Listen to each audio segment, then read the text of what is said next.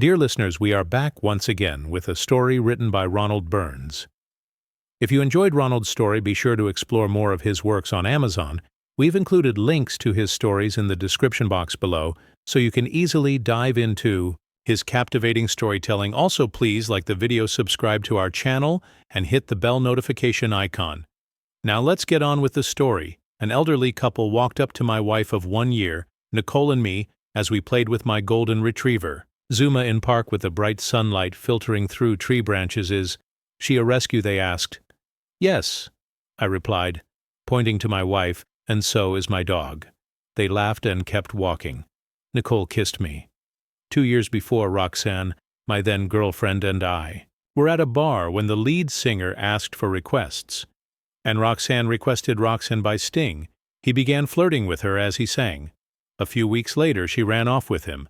He was mediocre singer in a run of the M-Bar band. I guess she was victim of low expectations, or maybe I was wallowing in the depths of loneliness and despair. I had been totally blindsided by her cheating. I vowed never again to be so oblivious to a looming disaster in the depths of my loneliness. I rescued Zuma from a shelter about 20 m from where I lived. She was about 2 months old. I took her to a park to play with her. A couple walked by and Zuma moved her nose to sniff the guy's shoe. He was a big guy with a tattoo sleeve depicting violent scenes on his right arm, and viciously kicked her away. His pretty blonde girlfriend, who looked like Stevie Nicks from Fleetwood Mac's twin sister, told him that was cruel. He slapped her across her face. "If you ever criticize me again, I'll beat the out of you," he scowled at her as she cried and unsuccessfully tried to pull away from him, but he jerked her back and hit her again. I've always been in love with Stevie Nicks, and this was the closest I'd ever come to meeting her, or at least her doppelganger, and I hope to be this woman's hero. I went to South Philadelphia High School, where I was in fistfights at least weekly. I don't take from anyone, but I don't get into a fight, unless I know I can win. I didn't hesitate or stop to think. I knew that if I hit him in his face or stomach, he would beat the crap out of me, so I kicked him in his crotch and he went down howling as he lay on the ground. I kicked him hard in his ribs, and then I stomped on both of his hands, until I heard a satisfying crunch with those broken fingers. He wouldn't be hitting any more women for quite a while. Don't ever kick a dog or hit a woman. I yelled at him. I felt like the hero in the John Wick movie when someone killed his dog. His girlfriend spit on him, took my hand and said, "Let get out of here," she yelled as he lay moaning on the wet grass. Even Zuma got her revenge when she pissed on him. We raced to my car. "I'm Carl," I said as we ran. "I'm Nicole," she responded in the car. Nicole explained that the guy I kicked was Rufus the doofus. I responded he was the latest in a series of bad boys that she had dated. "You're pretty tough, but I don't think you're some psycho. Like my last 3 boyfriends, she claimed she was no longer interested in dating. Psycho felons, when you rescued me, I finally realized that the reason I always end up with losers isn't my bad luck. It's my bad choices." When I explained that I taught school during the week and worked at a computer store during the weekend, she leaned over and kissed me. "Finally, I found a decent guy to like," she said, with a smile. I have a confession to make. When we returned to my apartment, I put Stevie Nicks on the stereo and played Leather and Lace. Nicole sang along with the CD lovers. Forever I was more than hooked. You can think of every cliché you've ever heard about a man instantly loving a woman, but none of those songs could do justice to the way I felt about Nicole. I'm told I have a resemblance to Stevie Nicks. Nicole said, "Cattish," and squished her nose, which was as perfect as Stevie's. That was 5 years ago. We married a year later. At the time, she was a cocktail waitress, and I was a high school science teacher. I'm not going to say that every cocktail waitress is a 304, but let's just say that it's not a profession known for marital fidelity. But Nicole was beautiful and I was lonely, which was why I rescued that adorable golden retriever puppy Zuma, and also Nicole.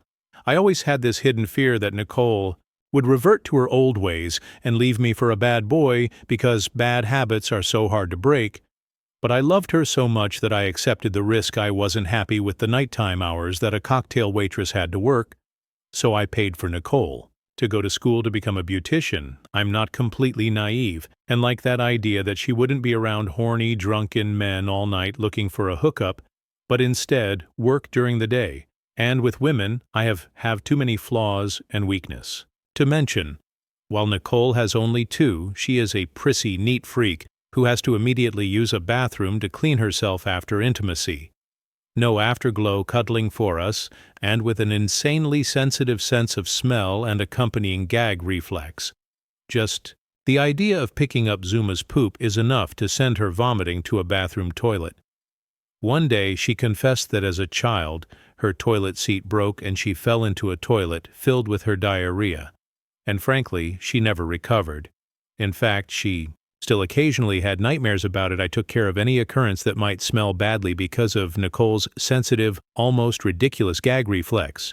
Last week she opened a Tupperware container of tuna salad that went bad, and she had to run to the nearest toilet to vomit. Life was good, if not exciting, every Saturday night. We went dancing, or at least Nicole was dancing. I'm no John Travolta. I was just trying to shuffle along occasionally in time with the music. But she didn't seem to mind at least once a week. We took my widowed Aunt Polly, who had been a pediatric nurse, out to dinner, or a movie, or a museum. Polly was only 10 years older than I was years earlier. Her husband was killed in Iraq. Now she was dying of cancer. Nicole wasn't excited about being with Polly at first, but she quickly formed a bond with Aunt Polly, and they became besties. They lunched together at least once a week. Polly was a sweetheart who took care of me as a child after school until my parents came home. She taught me to ride a two-wheeler and even how to ski one freezing January Saturday. She finally convinced us to take her to a local ski resort for one last 100-yard run down a bunny slope. Despite how frail she was, Nicole and I skied on either side of her to make sure she didn't fall, while we slowly coasted down the hill, with the fresh scent of pine trees permeating the air. A month later, we sat next to her in a hospital room, reeking of Pinot disinfectant, as she thanked us for that. The 10 minutes of skiing, which was the most fun she'd had since she was diagnosed with cancer. Then she closed her eyes and soon afterwards died. Her funeral was an assemblage of doctors, nurses, and parents of her former deceased. Patients, they all spoke of what an angel she had been to dying children in the pediatric cancer ward. I was, of course, saddened, but Nicole was devastated. She confessed to me that she hadn't had female friends since high school because they always accused her of trying to steal their boyfriends, or they tried to steal hers. Hallie was the first woman she trusted since her mother died when Nicole was a teenager. And now she lost not only her best friend, but a mother figure. Nicole changed, I think. She became nihilistic. She said that life had no meaning since, no matter if you were bad, good, or an angel like Polly, you still died. So why did good behavior matter when you could just do whatever you wanted in the hell with consequences? What about hell, I asked. She pulled up a page on the internet that said hell was mistranslated in early versions of the Bible. It didn't refer to an afterlife, but a physical place outside of a city where the bodies of evil people were burned along with garbage. After they died, it had nothing to do with immortal souls. That was Nicole's ticket to ride. And speaking of Beatles songs, the one I was thinking of was Help Polly left Nicole her jewelry and left me her house. It was built in the 1940s. And nothing had been updated in all those years since Polly's parents bought it. Faded wallpaper covered the walls, and indestructible shag carpeting from the Eisenhower years hit hard with floors. It was desperately in need of a remodel. Nicole and I moved out of our small, cramped apartment and into Aunt Polly's house. Nicole became difficult to live with. She began calling me a goody, 2 shoes, and a Boy Scout.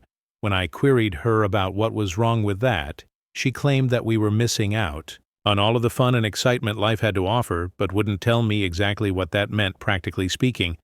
Then she dyed her blonde hair red and bought a new, much more revealing wardrobe at a store that should have been named Aras. I was nervous and worried, but didn't know what to do except hope that after she got over Aunt Pie's death, she would return to normal. That didn't happen now. She had to stay late at the salon, 2 or 3 nights a week. Saturday night was reserved for her going out for drinks with the other girls at the salon, not dancing with me. I put a GPS tracker in her car, which was a waste because when she went out with friends they never took her car because she would become too drunk to drive. I thought of hiring a private eye, but I couldn't afford it, and on a deeper level I wasn't ready to face the truth. If she was cheating, she was slipping away, and I was powerless to stop it. One day, she came home with a tattoo on her left arm. It read, "Live." For today I didn't yell or carry on inside. I thought she should have discussed this with me before permanently altering her body, but that ship had sailed, and I wasn't on board.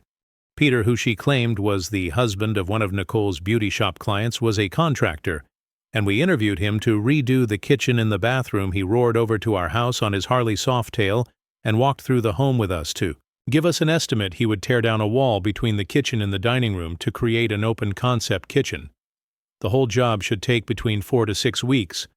He and Nicole almost seemed to have known each other beforehand. They were so familiar. Nicole is always very friendly, and I didn't think much of it, though. I knew I had to keep my eyes open, especially when she kept running her hands through her hair. It was a tell. She did that when she was flirting. He gave us a very reasonable bid on the kitchen and bathroom, and I gave him the go-ahead to begin. I watched as Nicole looked at him as he drove away on his motorcycle. She was totally turned on by him. I decided not to hire him, but Nicole threw a fit, and I relented. Because I had a plan. I may be a fool for love, but I'm not a complete fool. I hooked up Wi-Fi cameras throughout the house when I was teaching. I could watch what was going on inside and outside my home. Peter had a travel trailer that he parked in front of our house. He used it as his office and could sack out for a nap there if he was too tired to ride home right after work. He'd left it there while he worked during the day. And then he rode his motorcycle home at night. I positioned several cameras to observe the trailer.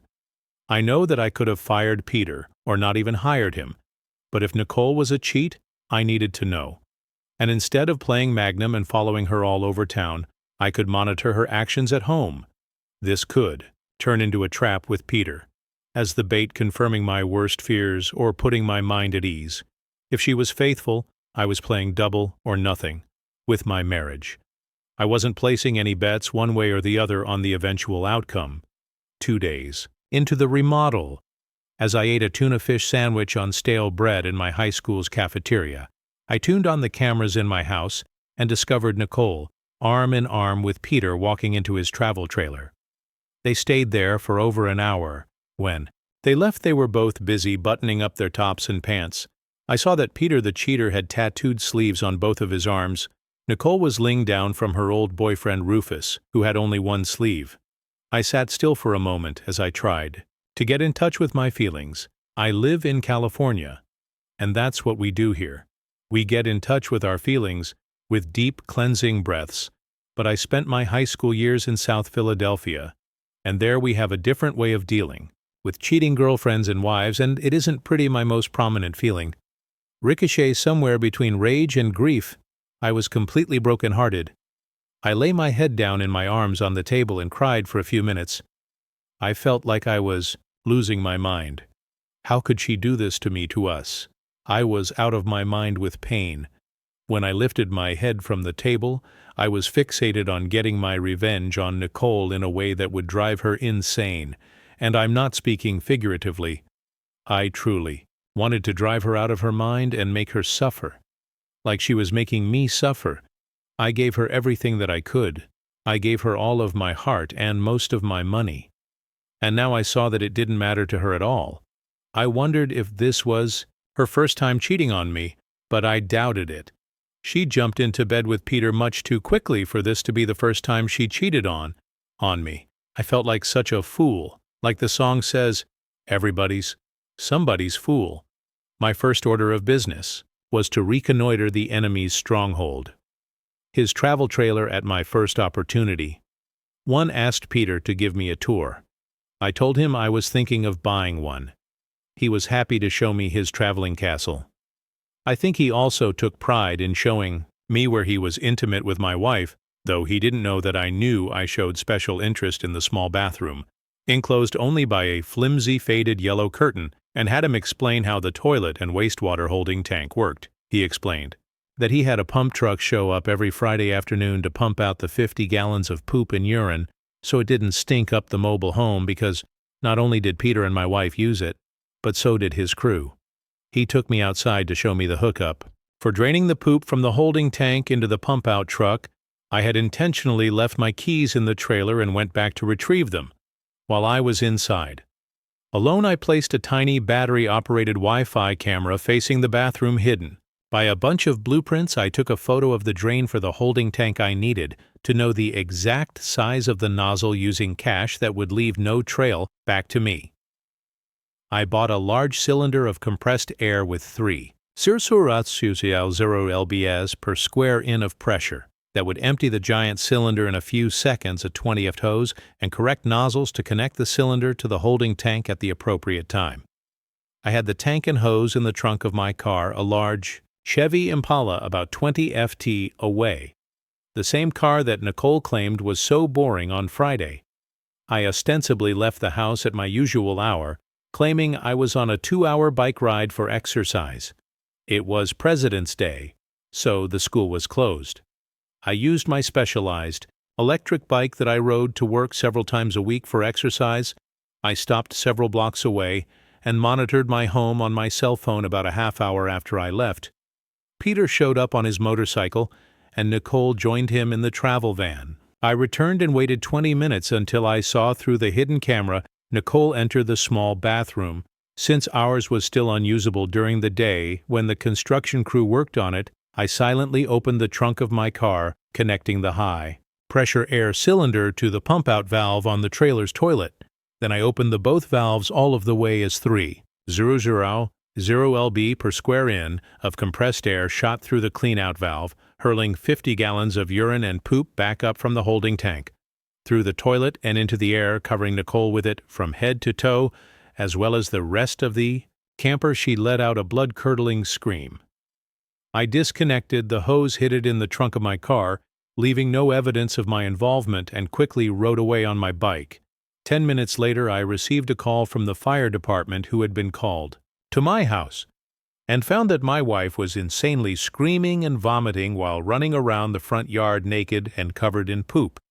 They informed me that they were taking her to a hospital for a 72-hour psychiatric hold, but only after they hosed her off. I phoned Peter and told him not to be at my house when I came back and never to return. He tried to apologize and explain that it wasn't his fault, because Nicole came on to him, but I told him where to stuff it. He demanded money from me to clean up his travel trailer. I didn't answer but hung up. Then I went to our bank and removed all of the money and put it somewhere safe. I changed all of my insurance and 401k accounts as well as my IRA. I returned home to remove all of the hidden cameras, including the one in the travel trailer, which stunk to high hell. Then, after I showered off the stench, I went to see my soon-to-be ex-wife at the hospital, more to gloat than to console. Nicole was heavily sedated, so I left and returned. Later, I sniffed the air and told her that she still stunk, especially her hair. She also sniffed the air and screamed for a nurse to cut off her hair so the stink would go away. She didn't try to apologize. She was still in shock. I thought about serving her with divorce papers right away, but decided to give her a few days to calm down out of decency and the residual love I still had for her. The police investigated the incident. At first they thought that an explosive device went off in the toilet, but there was no evidence of an explosion or any other malfunction when they questioned me. I merely commented that my wife always suffered from excessive gas, and this was just another of her explosive farts. Dear listeners, please share your thoughts in the comments section below, and don't forget to like, share, and subscribe.